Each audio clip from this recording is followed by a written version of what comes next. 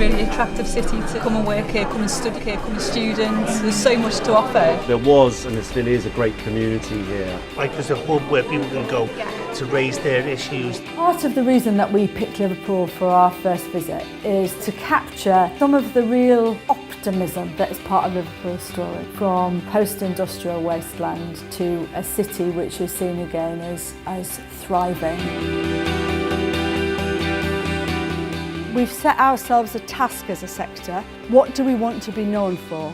Which is, if you want a great place to live, come to a housing association. It's not just about housing management, it's about communities, what people love about the place that they live and what they would improve if they could. And getting your perspective, that's really important. We talked about how quite a small change in an area can be a catalyst which then creates a virtuous circle which continues to drive improvement. The main linchpin of everything that we were talking about was community spaces where people can actually come together and do things that they want to do. The housing crisis is a very complex crisis. It's important that this process actually talks to local communities and tries to come up with solutions which people can believe in.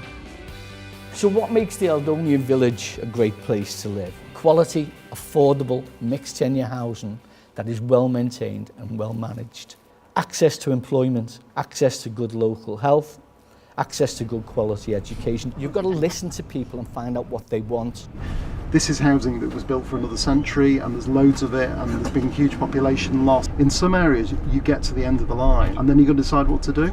Our area was under threat of demolition really sort of since 1981. So it was very much a grassroots direct action in taking over your physical environment. We painted hundreds of empty houses. The street market started here and it's got about 80 stalls. It just pulls people in. What makes a great place is not actually just houses alone. It's to be very accessible and to try out new things.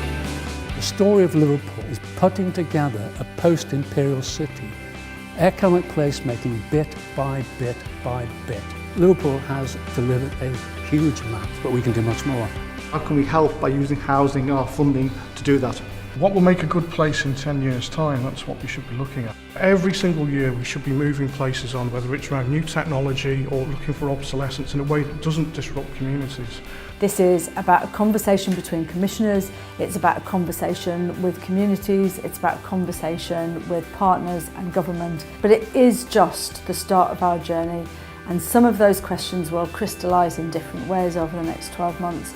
And I'm sure we'll find answers to things that at this stage we didn't even think to ask. It's about how we best deliver as anchor organisations for the communities we exist to serve.